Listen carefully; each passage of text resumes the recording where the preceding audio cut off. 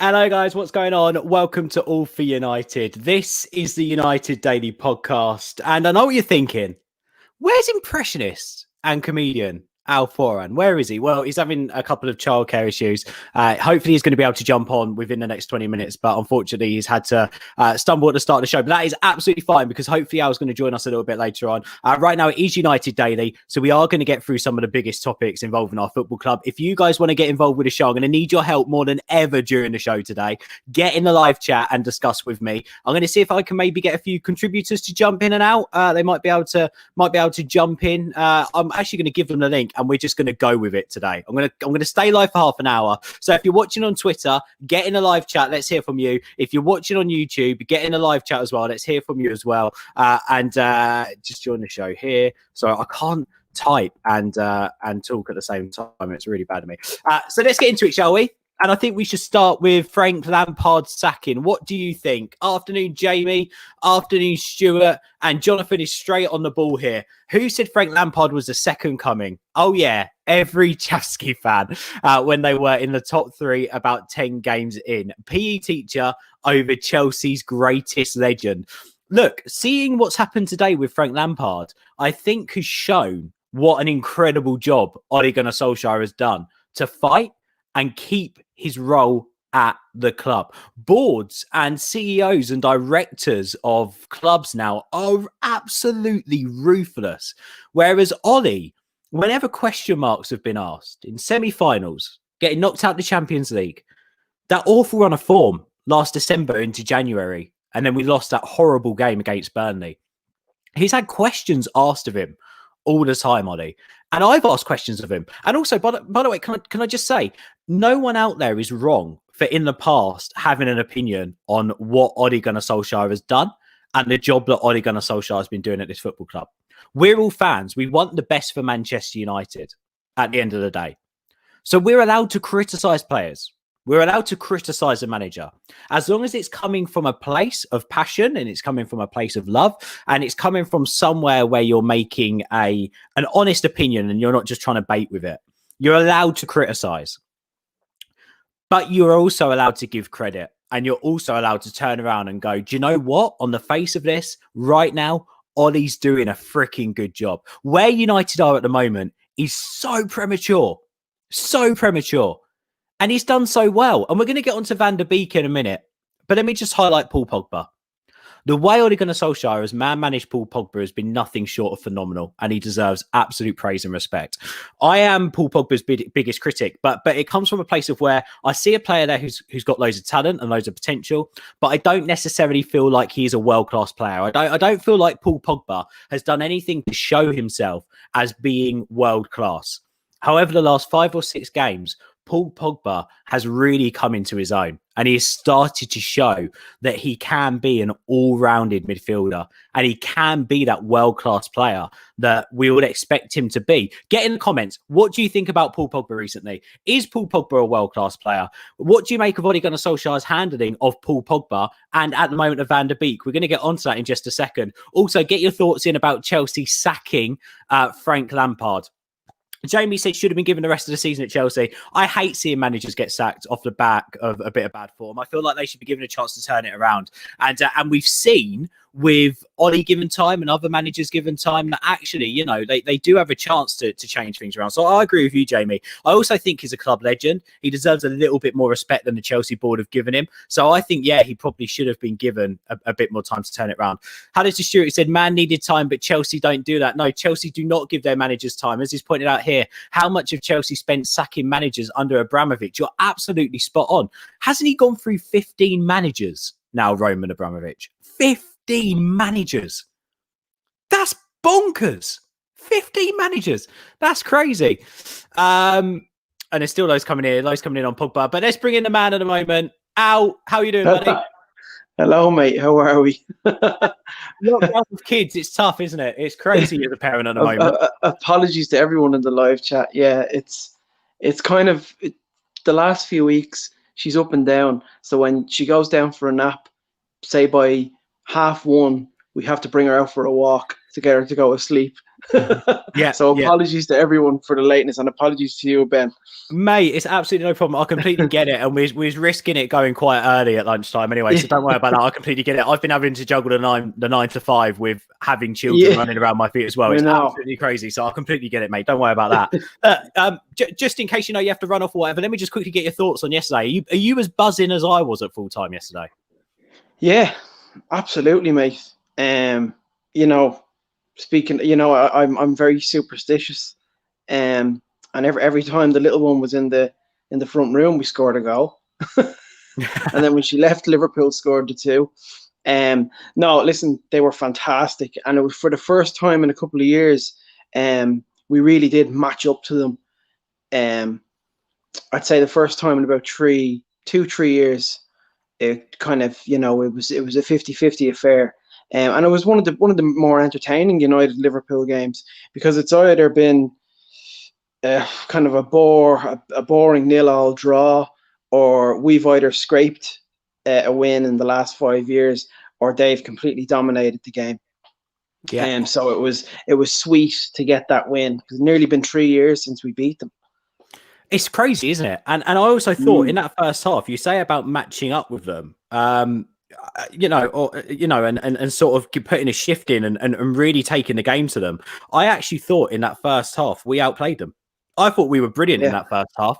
I felt like we controlled the game. I don't know if you guys saw this. Get in the live chat. I don't know if you saw this as well, Al. I don't know how much you. I know you're over in Ireland, so I don't know if you managed to get Sky Sports and stuff. But Gary Neville done some brilliant analysis after the 0-0 draw, and he was basically talking about how the United backline, if this United team want to improve with the players they've got, that backline needs to push up by 3 or 4 yards. That's the difference between being able to reach that world-class level and, so to speak, not at this stage.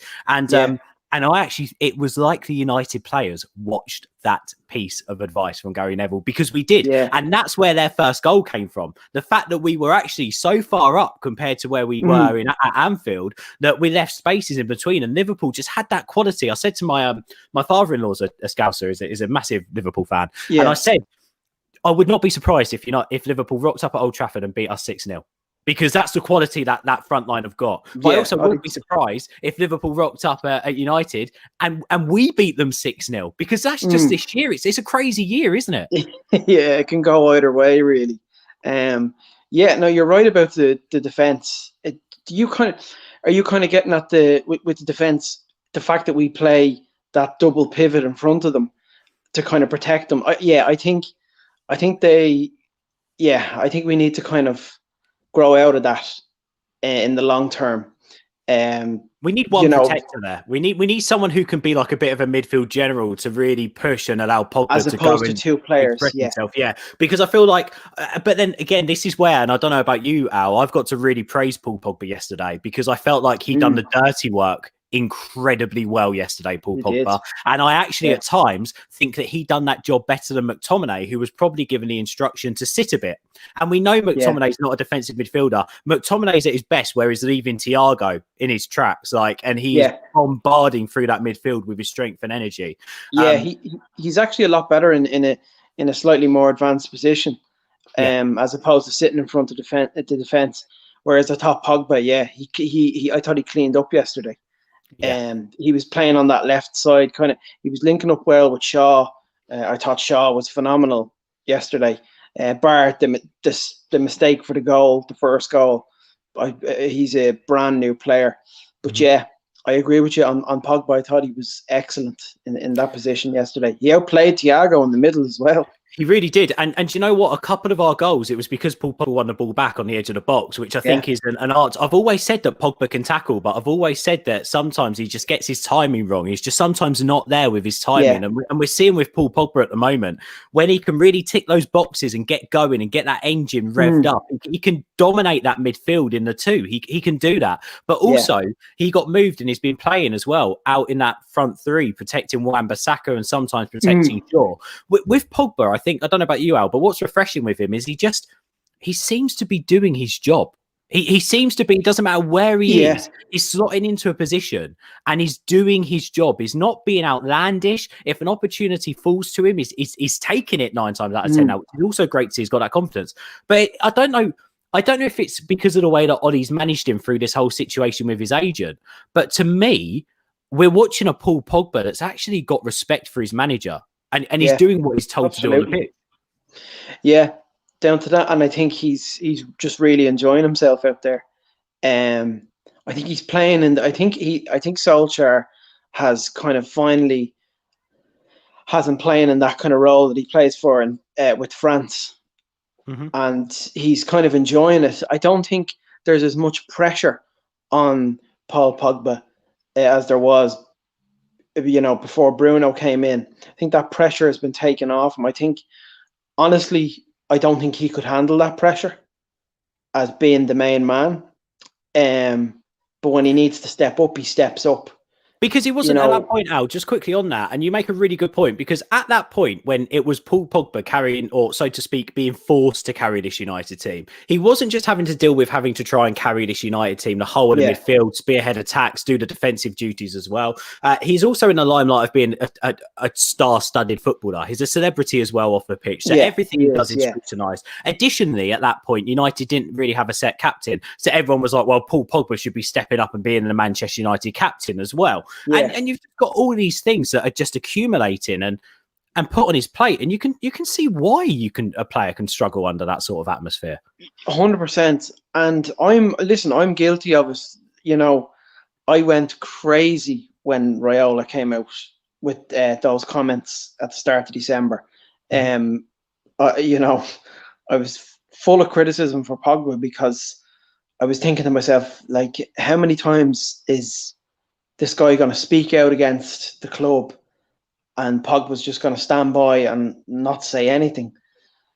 And not say anything. I'm not expecting Pogba to call his agent an arsehole, this and that, but dismiss those kind of comments that come out, because it's not good for the club, and it really didn't help us against Leipzig, But as you said, Ben, since that whole incident, Solskjaer's man management has been second to none. It's been absolutely fantastic with Pogba. He's obviously had a good chat with him. He's kind of laid out what Pogba's role is in this team, and Pogba is completely on board, and he's enjoying himself, and he's playing his best football since Solskjaer came back, since Solskjaer took over as caretaker. Yeah, I completely agree with that. And just hitting on his man management now, I'm going to do a really seamless segue into Van der Beek, Al. What did you make of his performance yesterday? Yeah, he was a bit lost, wasn't he? I think he's a brilliant player, and I think he will come good. I think the poor lad hasn't got much opportunities in the team, but he will in the future. He's definitely a player. I hope that we don't, down the line, like he doesn't, like by next season he's still not fitting in. I really hope that's not the case, because he'll have a huge impact on that team in the future. But yeah, he just kind of looked a little lost yesterday, and he's not getting enough minutes. That's the issue. He's not getting enough minutes. But I'm sure he will in the Europa League. Well, I was going to say, Al, where can we give him the minutes at the moment? Because you just don't drop Bruno Fernandes. You can't. It's world class. And when Paul Pogba's in this type of form, you can't drop him. But then also you can't play Van der Beek next to Paul Pogba in a holding midfield, duo. You just can't do that. So you can't play the three of them in the midfield. No, you can't. You're going to leave yourself exposed. So, you know, for me, would I like to have seen Van der Beek come on a little bit more towards the end of games when we're winning and potentially given the opportunity? Yes, but then also you're still going to take a risk by taking off the likes of Rashford, a Pogba, a Fred, a McTominay, a Bruno Fernandes. So it's really hard to squeeze him in. So just looking from the outside, we're talking about the reports of the meeting that's apparently been had behind the scenes where Ollie spoke to Van der Beek about his future and bits and pieces like that. Looking from the outside in right now, are you happy with the way Van der Beek's being managed? Are you happy with how that's sort of being worked out? I wouldn't know. I not particularly, but you cannot argue against playing him ahead of Bruno Fernandes and Pogba with their current form. It's it's a really tricky one, because we were all kind of a bit perplexed with the first few games that he wasn't getting any game time. Mm-hmm. But I think Ollie's probably had that meeting with him, and he's kind of said, "Look, if I can kind of assume how that meeting went, I assume Ole kind of told him, listen, you're going to have a big role in the likes of the Europa League games, the FA Cup games, and if we need you for the league games, then yeah, absolutely, we'll bring you in." There's definitely, he has a future at the club. 100%. The problem is when he's playing, though, and I noticed it against Liverpool, he wasn't taking much risks. There was one point, wasn't there, Al, on the right-hand side where he got the ball and you just want him to charge with it, and he pulled the ball back, and you could just tell Ollie was not happy with that decision. He almost played it too safe because he didn't trust his own physicality or pace against, I think it was Fabinho. Yes, it was Fabinho. Yeah, he was one-on-one with Fabinho, but he could have played it to Cavani. Mm-hmm. Yeah, could have just put a bit more of a risky ball around the back of the defence instead of holding it up. And no, I'm with you on that. But yeah, he'll learn from that. Like he's an unbelievably talented player. Sorry, that's my doorbell. Is that another delivery driver? Last time we done a show, it was a delivery driver who interrupted us. What are you ordering this time? I think so. Yeah, he's just knocked on the door and he's walked away. Do you need to go and get it? Because I can go through some comments if you need me to. No, it's good. Let me just quickly. Let me jump to some of the comments because there's a lot of love for you here, Al, as I knew there would be. Jamie says, brilliant having Al on the show. It is always amazing to catch up with Al. It's very, very good. Not only is he super talented, he is a freaking passionate Red, which I love. So, Al, again, thank you for giving up your time to jump in on here with us. My pleasure, man. Adam talking about Luke Shaw here, which we're going to come back to because I saw your tweet about Luke Shaw and I want to dig deeper into that. Let's have a look. Stuart gets it. Listening to this cooking my 4-year-old her lunch whilst holding my 10-week-old. Yes, Stuart, we get it. Dads, we get it. We understand the pain. Good man, Stuart. Those is chatter around Paul Pogba as well, which we sort of covered. Ashley says Raiola isn't putting anything out that Pogba doesn't want, but his performances since have been superb. Flawless. Big up yourself, mate, over at Sarcasm City TV. Says big up to Ben and Al. Jamie's asking, Van der Beek, was he an Ollie signing? Yeah, and that's what you kind of have to question. That was he a Solskjaer signing? Probably, maybe not. Mm-hmm. I think Jack Grealish was probably going to be the Ole signing in the summer, as opposed to Donny Van der Beek. They couldn't get. I think Villa priced Grealish at 80 million. In the summer. Now he's probably going to be about 150 million with the way he's playing. And I think they saw Van der Beek as that alternative.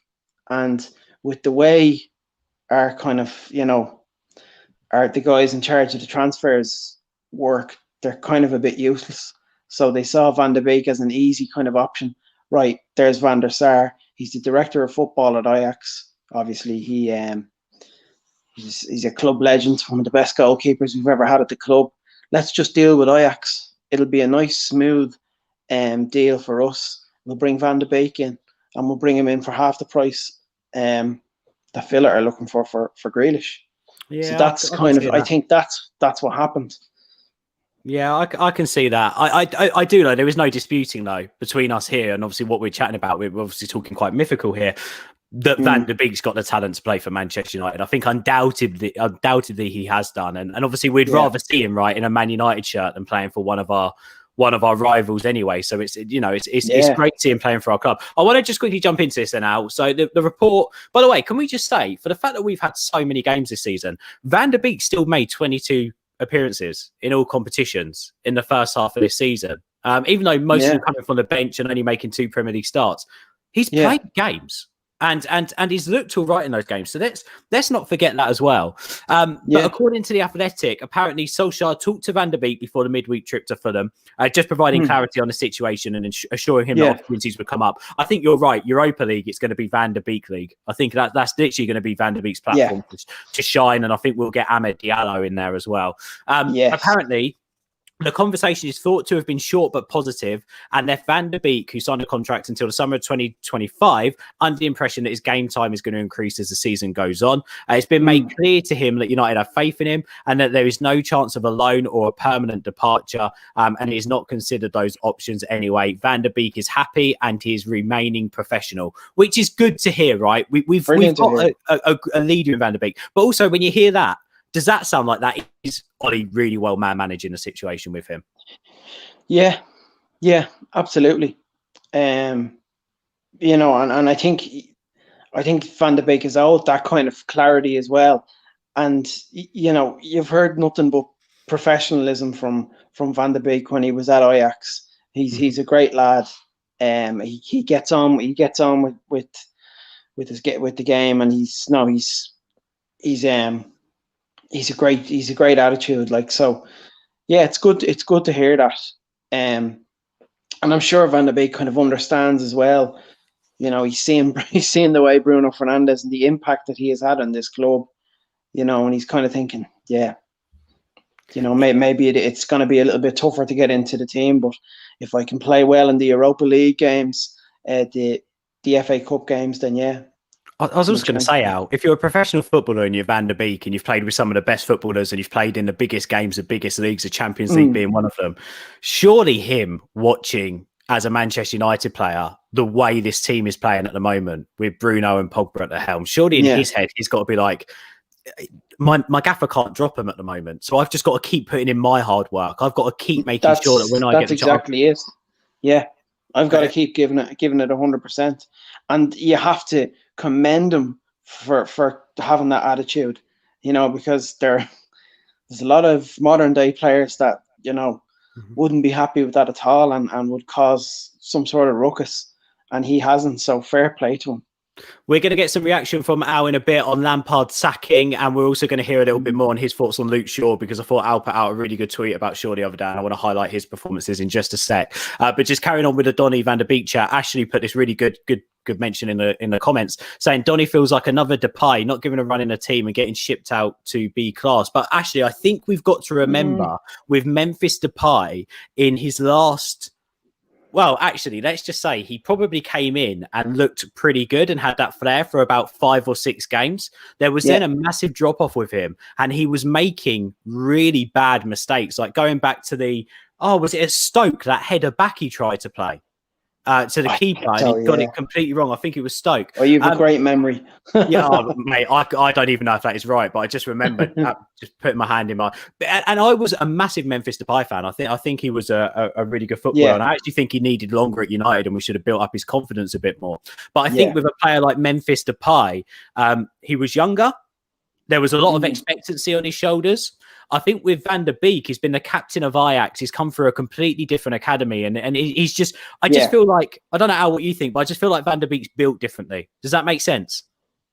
Yeah, absolutely. Whereas Depay came from where PSV, wasn't it? I think it was PSV, yeah. Yeah, it was PSV, both Dutch clubs. But I think there's just something special about Ajax and some of the players that are kind of brought from that club.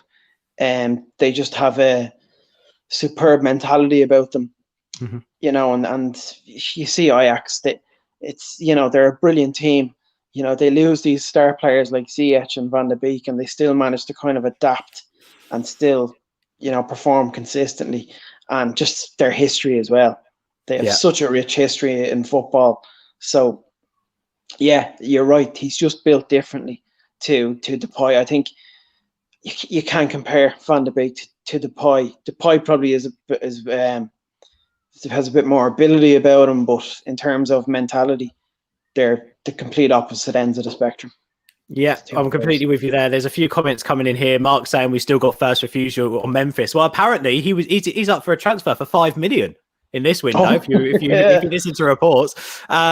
Jamie just mentioned here again about Pogba. Look at Pogba now. Ollie has got Pogba back to his best. They're talking basically in the chat. There's a whole conversation around how good a man management, how good Ollie is at man managing, which is good. Hello to the Kerno Devil. Thank you for joining us, buddy. Good to have you on with us. I haven't seen your name before in the chat, so thank you for joining us. He says Van der Beek be the future of United. Bruno is 27, guys. Yeah, but 27 isn't young. for a midfielder, Bruno Yeah, it's Fernandes. not. Bruno Fernandes can still play another decade at this club. I'm not saying he can play another decade at this so to speak level, but you see players like Bruno Fernandes who are up a bit further up the pitch drop back, and he has definitely got the work rate and the defensive knowledge and the know-how. I think He's to be actually able to 26. Is he 26? He's 27. He's 27, I think, later on in the year. Please try and guess his birthday. I want to see how big of a Bruno Fernandes fan Al Foran is. When's his birthday? Al? I love him. When is it? It's I mean, I speak to family members. I speak to my older brother, my older brother's about 10 years older than me, and he said, like, this guy is the best player like we've brought in since Cantona in terms of impact, and like he's unbelievable. He's sensational. He's absolutely sensational. He frustrates the hell out of me, but I forgive him for it every game because I know he'll come up with the goods. I know he'll get an assist or a goal somehow. Even when he plays crap, he gets something out of the game. Well, he should have had an assist. That Cavani header. And I was saying this the other day. Like, I still don't think, we can go back to Jason McAteer's, fake league position and all that shit that he came out with. But I still think that if United won that game 4-2 yesterday, I don't think it would have flattered us. I think that would have been a bang-on scoreline. The only part of that game that Liverpool controlled yesterday was when United decided to sit on a 2-1 lead, which was a completely wrong decision. Whoever made that decision to just say, guys, let's sit back and just try and contain them for a bit, got it completely wrong yesterday, because they were there to be had. And that ball by Bruno to Cavani, the movement from Cavani, the header was exceptional. Like, it's just different. So unlucky. Yeah, absolutely different class. There's a lot of love for you in here still at the moment. There's loads going on here. And I'm with Jonathan here. And I think the Kerno Devils hit on it as well in the chat, saying that we've known for years that our bench wasn't good enough. Now it is. Look, let's not forget, we've said or we've heard reports this week that Jesse Lingard's going to be cut from the 22-man squad. Look at how good our squad is now. We've got a fantastic squad. And exactly what Jonathan says here. I thought Van der Beek was bought as a Pogba replacement. Fernandes playing the 8, Van der Beek then as a 10. I'm not too sure on the positioning. I don't like to jump in tactically like that. But I personally think that Van der Beek was actually bought as a option to rest Bruno Fernandes in what was always going to be a very long season. Yeah. And I think that's how we're utilising him. I just think he's played more games because the fixture congestion's been ridiculous. If this was a normal season, crazy. I don't think it would look as bad. Do you, Al? I think it's crazy. There's just bound to be a game on the weekend and a midweek game. It's just constant. It's great for us fans. It's great, that we get to watch so many games. But the fixture congestion is nuts. Especially when we're playing this well. I can't wait for the next game. I'm absolutely buzzing. I can't wait. And Sheffield United at home. Hopefully a comfortable game now to watch. And hopefully we do what we did against Liverpool and actually go and play against them on the front foot, because I think that was the difference. Ollie went out and said to the lads, play your way, don't adapt to Liverpool. Let's go for it. And I'm hoping that's how it's going to be. But I know we're running out of. We're already nearly done 30 minutes, so let's crack on with this next bit. I want to get on to Lampard in a sec, Al, but just quickly, you was full of praise after the game for Luke Shaw yesterday.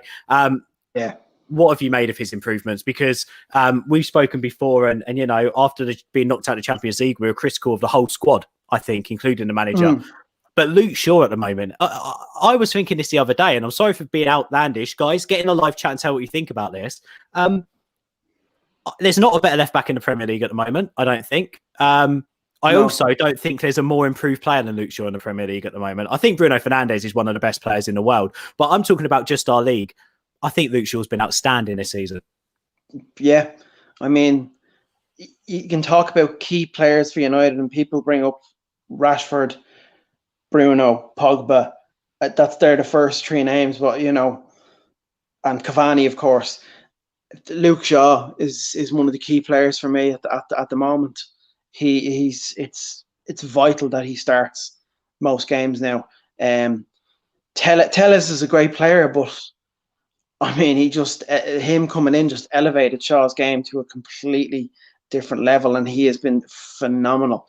Going forward, he's so good. The link up with him and Rashford, it's special. I love seeing it. And I kind of look over on the right hand side, and I rate Wan-Bissaka, and I thought he actually played very well going forward yesterday. it's a rare occurrence. I actually think But Wan-Bissaka yesterday, sorry to butt in, Al, shut up a lot of his haters. I thought he was superb yesterday, not just defensively, but offensively. And I actually think the pressure that fans sometimes put on him to cross the ball might have played on his mind when he beat Robertson twice on that right-hand side, and then he tried to put the ball in with his left foot. I don't think he should have done that. I think he should have he clearly was never comfortable putting the ball in the box with his left foot, which is fine. We don't expect Wan-Bissaka to put perfect cross in with his left foot. But I think like the pressure sort of made him do it. And I just wanted to see him then actually hold the ball up. On as if he hasn't had one assist. I think he's had has he had 4 or 5 since he's been at the club? Yeah, and he's had 3 years as a professional footballer in the Premier League. This year's his 3rd year. Yeah, like I think he's a great player. I do think though it would be nice to kind of see him. It'd be nice to kind of have another right back in there. I wouldn't personally buy a new right back. I don't know why. I think they should have looked at Laird. I think they should have actually called up Laird to the first team. I know he had a lengthy injury, and I know he's gone out on loan now. Can I be honest, Al? I wanted us to sign Kieran Trippier. And I'll tell you why. Yeah. It's because I feel like if you have a look at this United squad and player improvement, I feel like the players that have improved in certain positions is because we've brought in backup players with a bit of experience about them. Yeah. I think Alex Telles, let's not take away, Luke Shaw lost a lot of football because of injury and has had to be in that United team because he's been our best option whenever he's fit, no matter his form. Alex Telles brings in so much experience on that left side. And he also brings in a nice bit of competition as well in areas that Shaw is weak. So Shaw's managed to improve. I think it's the same with Cavani. I don't think it's a surprise that Rashford has been looking a better player. Also Greenwood, I don't know if you noticed yesterday, his movement was so much better off the ball yesterday. And again, it's Cavani for me bringing in those improvements. And then the midfielders, Pogba's improvement, Bruno Fernandes, Fred's improvement, Fernandes, Pogba picking up the pace. McTominay's the same. So for me, I would love to have seen Kieran Trippier come in on that right-hand side because I feel like, again, you're 0-0, 20 minutes to go. What an option Trippier to come on with that wand of a right boot. He's solid defensively and he's got the experience to be able to lead the young lad in Wan-Bissaka, young English bloke, up to the next level. So for me, I would have absolutely. Yeah, and considering his experience as well. Yeah. I think Laird's the future. Laird could be a future option, but also he needs someone of more experience within the ranks to sort of to take him to that next level as well. So that's just my honest thoughts. I think a more experienced right back like Trippier would be an absolutely a really good signing. I think. Personally. They were looking at the guy from Norwich as well, Max Aarons.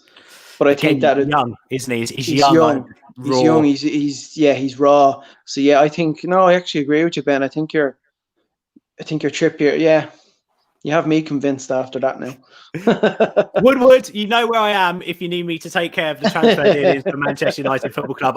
There's no one in the chat telling me I'm right, so I'm just going to assume that there's one person who actually agrees with me, and that's Al. If you're looking at the big picture now for the summer window, are you going with Grealish or are you going with Sancho?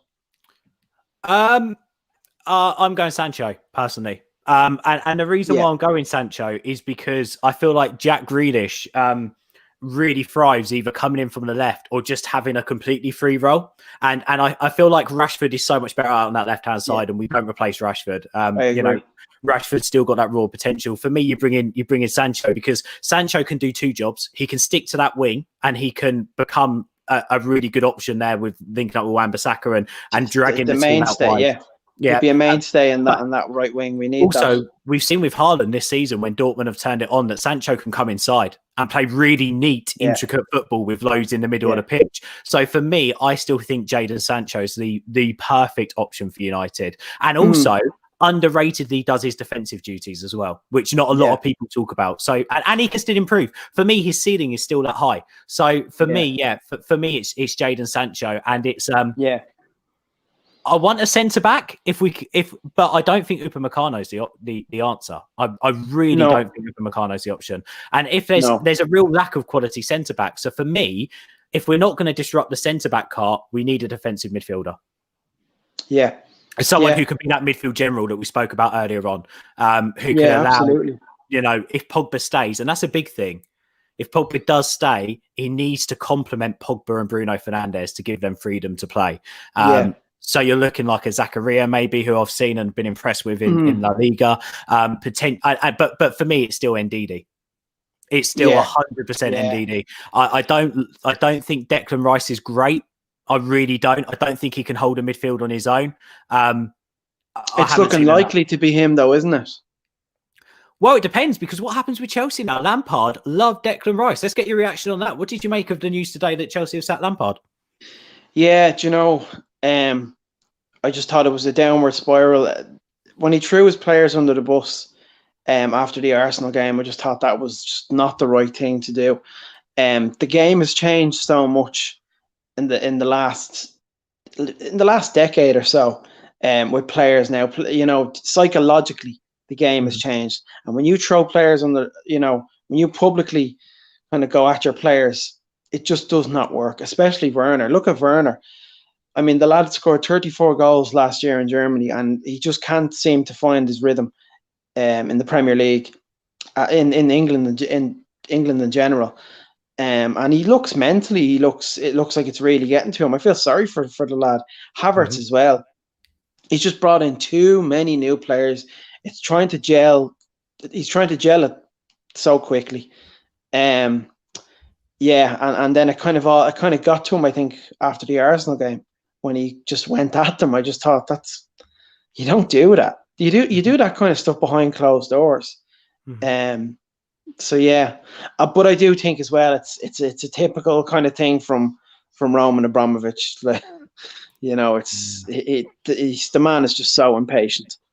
We'll come back to that, but I just want to quickly hit on this. So a couple of people just saying, Declan Rice would be perfect. I'll take Rice 100%. For me, this is where we need to be careful. So Manchester United are a team that is often going to get pressed and massively pressed. And what we've been poor at is being press resistant. Declan Rice is not press resistant. Declan Rice, in terms of midfielders, has one of the worst. If you go and have a look, rates on successful passes when being pressed. United need to have a defender who can calmly bring us out of play, but also a player who isn't afraid to travel with the ball. I think that's also important. I still think that, a fully fit and fantastic Nemanja Matic, which we're never going to get now because he's too old, is the perfect defensive midfielder for Manchester United, because he's press resistant, he can pick up the ball and he can drive with it, and he's a unit. Like you're physically scared watching, having come up against the Nemanja Matic. For me, that's where Declan Rice, you struggle. With Declan Rice, what you basically get is a third centre-back, and we don't need a third centre-back. He's good at tackling. He can play sideways passes. Again, I'm not criticising sideways passes. In some ways, Carrick made a career out of it, but Carrick also knew how to distribute the ball forward when he needed to. For me, Declan Rice hasn't got that yet. And although I'd say that Declan Rice's ceiling is quite high, if we buy a Declan Rice, we're not going to see the best of him for 2 or 3 years. I feel like this United team now, we're on a title charge now. We have to be on a title charge next year. Like, we have to be in contention next year. So you've got to buy a defensive midfielder that walks straight into your team and improves it. And personally, there's only one player I can think of. I know you say Ndidi. This guy may not be physically as good as, say, a Rice or a Matic or an Ndidi, but I think a Marco Verratti would be perfect. Yeah, I mean, again, I completely agree. The only worry with Marco Verratti is, how does he deal with the physicality of the Premier League coming into the Premier League? And he's quite injury prone as well. Yeah, I mean, I know it's a tough one. I don't watch enough French football. I haven't seen enough of Verratti. I've only seen him against United, and I still don't think he was fully fit when he played against United. And again, look here, Jamie, in the summer, I was screaming, if Kante's available, you get him at United. Yeah. He is a perfect player to slot inside United midfield. But after a season under Frank Lampard, I'm not as convinced. It's always a tough one. But at the end of the day, look, if you pay 80 million for Ndidi and you go and win the Premier League that season, and he sets up your midfield to go on and win future success, it's 80 million pounds well spent. Don't care what anyone says. How old is he? He's like 24 or 25, 24, I think, yeah. I think the problem is now is every single transfer fee is overinflated. So it doesn't matter what Massively money so. you go and spend on someone. You spend same with Harry Maguire. I still think Harry Maguire is worth every single frigging penny of that 80 million. I don't care what anyone says. Yeah. He has played I agree with you. 5,000 minutes for United since joining. 2 seasons he's been at the club. That's how important he is to this team. Ben, he's been unbelievable since the Newcastle game. But fans are just some of the fans are just too afraid to give him that price praise. tag. It's because of the price tag. It's because of the price tag. And I think he's been the second best centre half in the league behind Ruben Diaz. Yeah, this season, Ruben Diaz has been fantastic. Oh, he's phenomenal. And he's improved again. He's talking about bringing players in. Diaz has improved John Stones by a country mile. And that's what United need to do. United need to buy a player that's going to improve their team. I'm not interested in squad depth anymore. I'm not interested in buying a young English talent who's going to get there. If we're challenging for the title prematurely this year, we have to be in contention to win it next year, because it's all part of the 3-4 year plan. You go in cycles. So if we're going to buy a player who's going to get there in 3 years' time, for me, it's 3 years too late. We need to buy a player in that midfield who gets straight into that United team, improves the players around us. Who's the guy off Bayern? Sula, is that his name? Oh, the centre back? Does he get game time? I remember I've watched him a couple. Yeah, he's also centre back, isn't he? I'm not sure about centre backs. For me, there's a real lack of quality defenders, and that's why I love Wan-Bissaka. Yeah, there is, because I think Wan-Bissaka, for what you might say about him going forward or the critiques that are out there, I think Wan-Bissaka is one of only a few world-class defenders out there. Like the boy can defend. He can really defend. It's the same with Maguire. So we need to make sure that we're buying players now who complement everyone around them. That's why I say Kieran Trippier, if he comes in as a backup option to Wan-Bissaka, he complements that team and gives us another option, in games. That centre back has to complement Maguire and move the ball quicker out of the midfield and look at the opportunities for when we can move up a couple of yards, which is currently being missed. Yeah.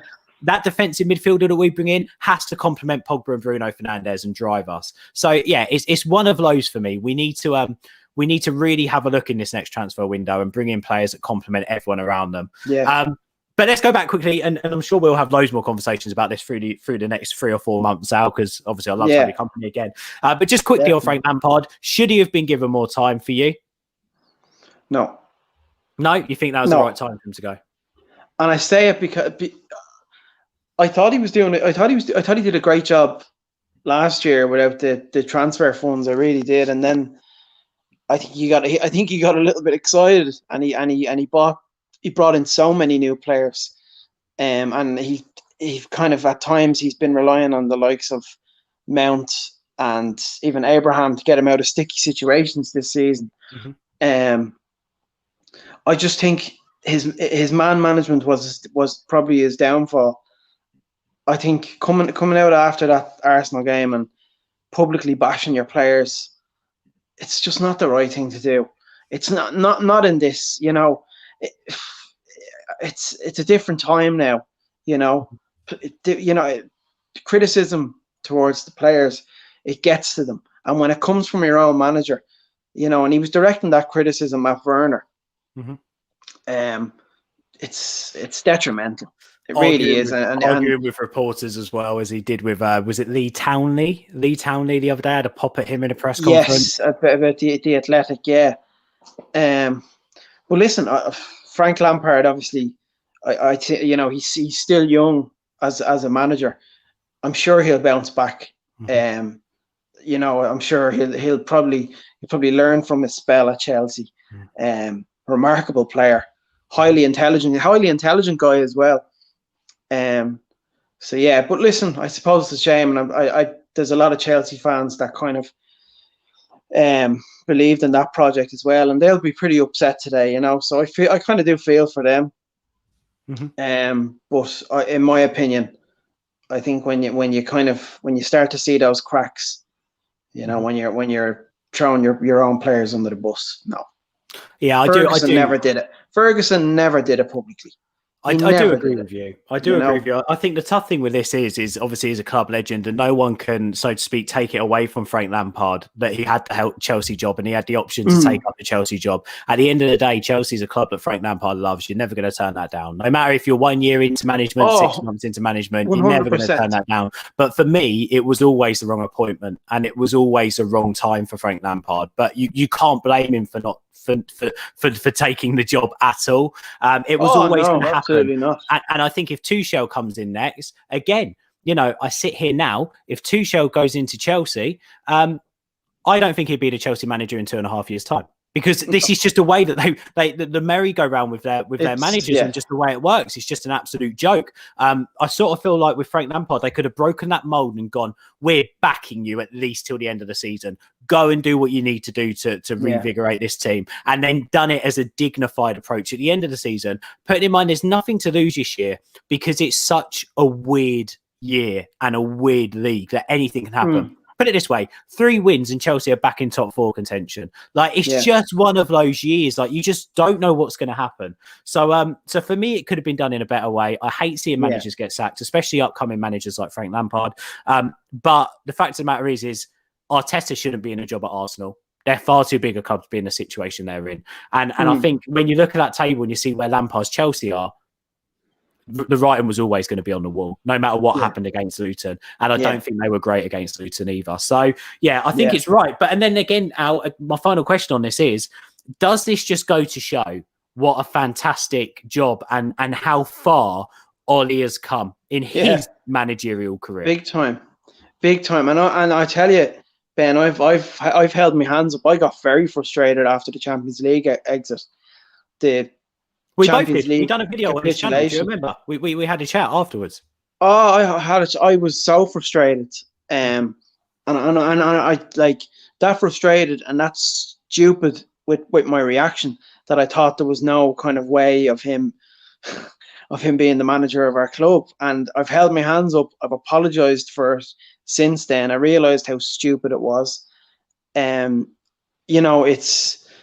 I think you have to look at everything. I think what you have to give him credit for is everything behind the scenes.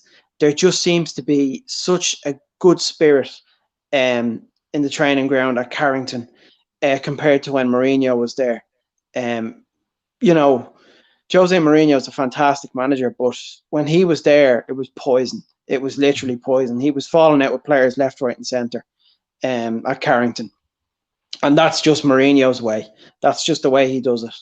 Whereas Ollie came in and kind of brightened the spirits up and brought the team together as a unit. And it's taken a bit of time, but we're finally starting to see the results of that kind of long-term project come to fruition now. It's brilliant. It really is. There's been hiccups along the way, of course, and only recently with the Champions League. But this team is learning day by day, and the consistency is there now. And the fact that, like, at this very minute, we're not playing explosive football, but we're getting results. Mm-hmm. I'd rather that than us playing the best football ever, playing beautiful football, and then next week going away to say, going away to Newcastle and losing 1-0, because that's what it was like for a while. It was kind of, we were at the highest of highs, and then boom, we'd be at the lowest of lows. He's also there's built an in-between now. He's built a team out that us fans trust and us fans love to see, which I think says a lot about the personalities that Ollie's brought in and the way he's done it. And also, can I just say, in the words of Conor McGregor, I apologise to no one. And the reason why I say that is I don't think anyone should apologise for giving Ollie criticism. He's a young manager and he was very unexperienced when he got the job at the club in contextual terms. He'd never managed a club as big as Manchester United. And he got that job in the end off of his love for the club, I believe. Anyway, he got it way too early. I felt like we gave it to him way too early, and I'll completely stick to that. What I would say is Ollie has made a number of big decisions in a number of big games and has got it wrong. And I think that as United fans, we were allowed to sit down and go, Ollie's in trouble. Like we're allowed to do that, especially when times are tough, when you can see that there's trouble going on at your football club and people are getting it wrong. So I think actually, like, we're allowed to criticize the manager just as much as we're allowed to criticize the players, and we shouldn't have to apologize for that. Because at the end of the day, criticism comes from a place of wanting more. And criticism comes from a place in believing that you should be getting more. So I believe that the criticism comes from a place of real passion and love. And actually, Ollie, what he deserves now is credit for how he has managed to come out. Every single time we've questioned whether Ole Gunnar Solskjaer is going to be the Manchester United manager, he has fought for his job. He has fought for this club. And he has fought for that team and got that team to fight for him. And I think that's where Ollie deserves his biggest credit, because tactically we haven't massively changed. There's nothing that's changed really with the setup of this United team. He's got it right in the transfer windows, which goes a long way. But I feel like what Ollie's managed to do is get this team fighting, and he's fought, and he's led by example in fighting for this club. And I think that goes a long way. So I think, mate, you don't have to apologise. Fair enough that you did. You don't have to apologise, though, because I actually think that any criticism comes from a place of love. Well, yeah, and I kind of thought at the time, look, whoever comes in, and I think people, because let's not kid ourselves, he got it freaking horrendously wrong in the Champions League. Should have taken Fred off when he was on that yellow card and we all could see it coming. He just got it completely wrong. And the setup against Leipzig, he just got it again, absolutely completely wrong. And he deserved criticism because it was his mistakes at that point, I believe, that got us knocked out of the Champions League. So he deserved the criticisms he got. But that doesn't mean now that we can't sit here and be balanced and go, do you know what? Against Liverpool, he got it absolutely spot on. Oh, he got it spot on. And it's great to see. I enjoyed that win so much yesterday. So much. Oh, the shit that they give me on Twitter. And you know what? I just, because I said I had a sea of them after me when I said Klopp was a petulant child the other day. Al, can you do an impression of Jurgen Klopp? Have you managed to refine your Jurgen? No, I can, of course. Can you quickly get Klopp to say that Ollie's a better manager than me? 100%. Well, I don't know. At the moment, Ollie is the better manager. Yeah, of course. Yeah, for sure. I feel like we need some glasses on you. He's not cracking up in front of. Of course, I've got the glasses. I've got the hat as well. So maybe put that on and smile and then get a nice teeth job. Yeah, for sure, absolutely. Go to Turkey to get the lovely clean teeth. Yeah.